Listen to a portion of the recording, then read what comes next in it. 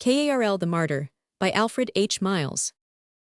It was the closing of a summer's day, and trellised branches from encircling trees threw silver shadows o'er the golden space, where groups of merry-hearted sons of toil were met to celebrate a village feast, casting away, in frolic sport, the cares that ever press and crowd, and leave their mark upon the brows of all whose bread is earned by daily labor. 'Twas perchance the feast of Favorite Saint, or anniversary of one of bounteous nature's season gifts to grateful husbandry.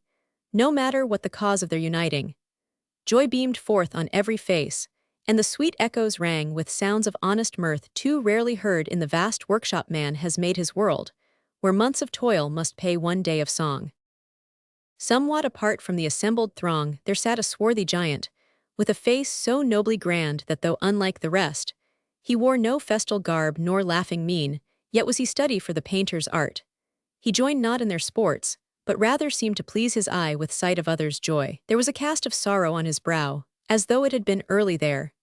He sat in listless attitude, yet not devoid of gentlest grace, as down his stalwart form he bent, to catch the playful whisperings, and note the movements of a bright-haired child who danced before him in the evening sun, holding a tiny brother by the hand. He was the village smith, the rolled-up sleeves and the well-charred leathern apron showed his craft. Karl was his name, a man beloved by all. He was not of the district. He had come amongst them ere his forehead bore one trace of age or suffering. A wife and child he had brought with him, but the wife was dead. Not so the child, who danced before him now and held a tiny brother by the hand, their mother's last and priceless legacy. So Karl was happy still that those two lived, and laughed and danced before him in the sun. Yet sadly so.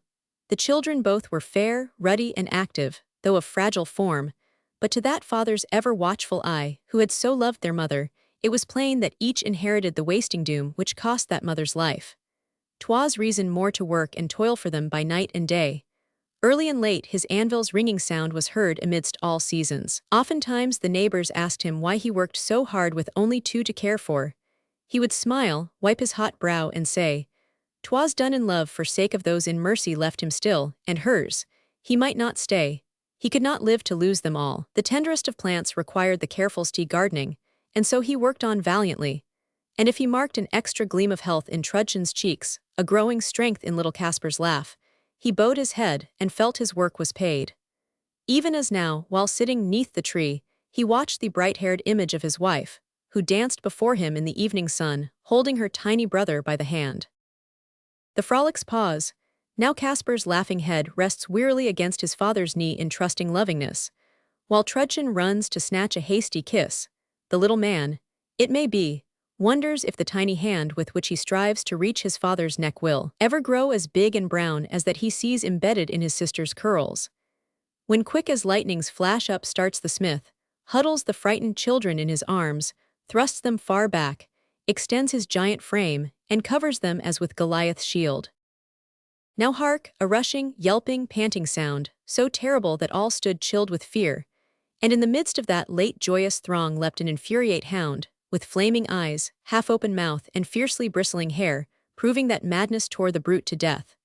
One spring from Karl, and the wild thing was seized, fast prisoned in the stalwart Vulcan's gripe.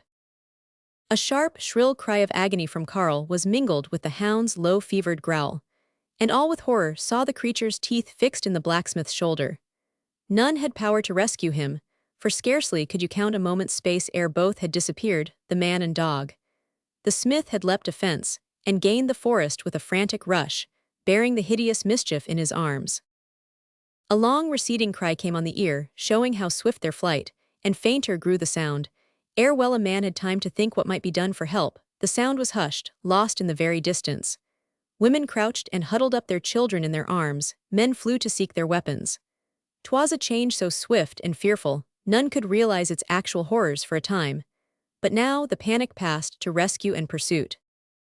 Crash through the break into the forest track, but pitchy darkness, caused by closing night and foliage dense, impedes the avengers' way, when lo, they trip o'er something in their path.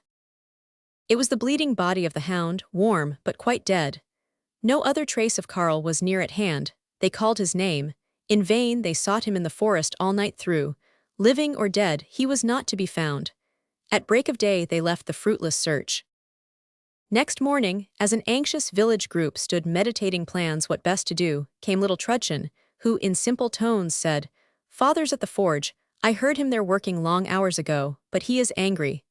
I raised the latch. He bade me to be gone. What have I done to make him chide me so?" And then her bright blue eyes ran o'er with tears. "The child's been dreaming through this troubled night," said a kind dame, and drew the child towards her. But the sad answers of the girl were such as led them all to seek her father's forge. It lay beyond the village some short span. They forced the door, and there beheld the smith. His sinewy frame was drawn to its full height, and round his loins a double chain of iron, wrought with true workman's skill, was riveted fast to an anvil of enormous weight. He stood as pale and statue-like as death. Now let his own words close the hapless tale. "I killed the hound, you know, but not until his maddening venom through my veins had passed. I knew full well the death in store for me, and would not answer when you called my name, but crouched among the brushwood while I thought over some plan. I know my giant strength and dare not trust it after reason's loss. Why I might turn and rend whom most I love, I've made all fast now. 'Tis a hideous death. I thought to plunge me in the deep, still pool that skirts the forest to avoid it. But I thought that for the suicide's poor shift I would not throw away my chance of heaven, and meeting one who made earth heaven to me. So I came home and forged these chains about me. Full well I know no human hand can rend them, and now am safe from harming those I love. Keep off, good friends, should God prolong my life, throw me such food as nature may require. Look to my babes.